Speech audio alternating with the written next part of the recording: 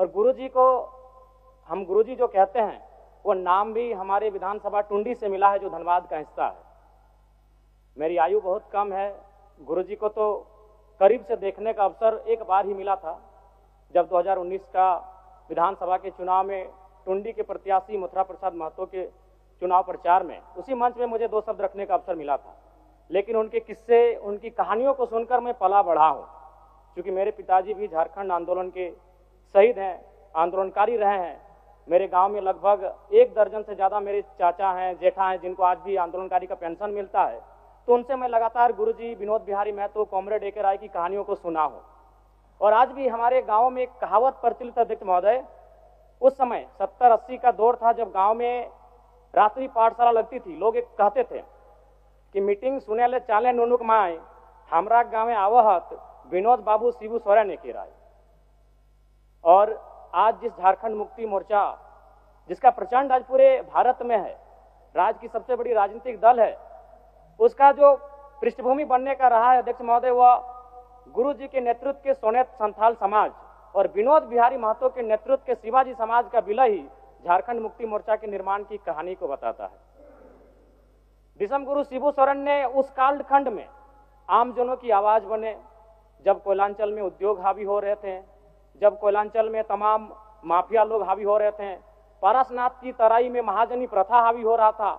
आज भी पारसनाथ के तराई में कई किस्से मौजूद हैं अध्यक्ष महोदय, जब उन्होंने अपनी बेटी के विवाह के लिए, अपने पिताजी के श्राद्ध के लिए किसी महाजन से 1 रुपया कर्ज लिया था, लेकिन 20 वर्षों के बाद भी वो 1 रुपया कायम था और वो सूद नहीं दे पा रहे थे। बहुत प्रकार की इस प्रकार की व्यवस्थाएं उस समय प्रचलित थी समाज में। उनके खिलाफ गुरुजी ने जोरदार आंदोलन किया। आज गुरुजी, उनके संघर्ष के साथियों का परिणाम है कि नया झारखंड, एक अलग झारखंड राज्य हम सब देख रहे हैं अध्यक्ष महोदय।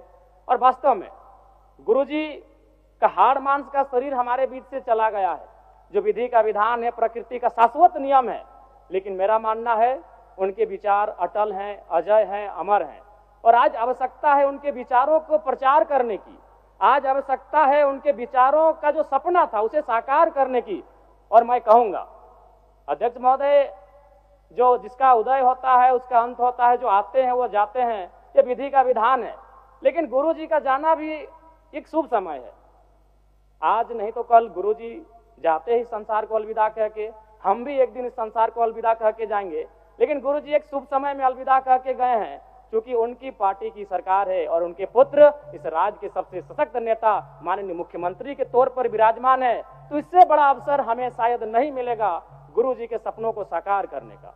अतः शब्द नहीं है महोदय, गुरुजी एक बहुत बड़े उपन्यास है, वो किताब भी नहीं रहे कि शब्दों में और वाक्यों में उनको पढ़ लें। वो एक बहुत बड़े उपन्यास है, जिन्हें एक कालखंड में पढ़ा नहीं जा सकता है, जिन्हें एक कालखंड में पूरे व्याख्या नहीं किया जा सकता है।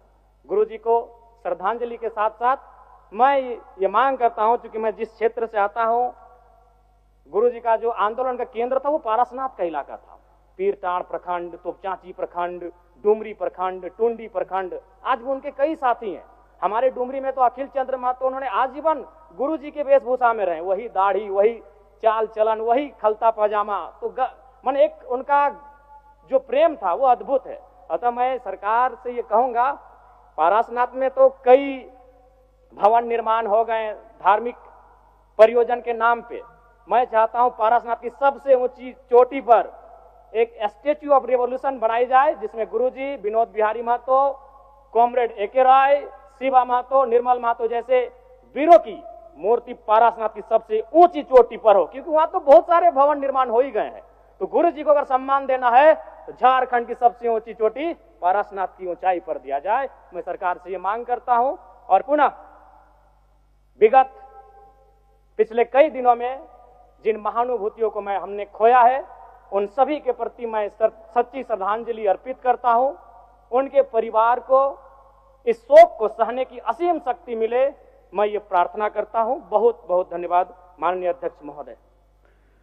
आइए हम इन दिवंगत आत्माओं के प्रति सम्मान व्यक्त करें तथा इनकी शांति के लिए कुछ पलों का मौन रखकर ईश्वर से प्रार्थना करें। ईश्वर इन दिवंगत महानुभावों के परिजनों को शोक सहन करने की क्षमता प्रदान करें तथा दिवंगत आत्माओं को शांति प्रदान करें।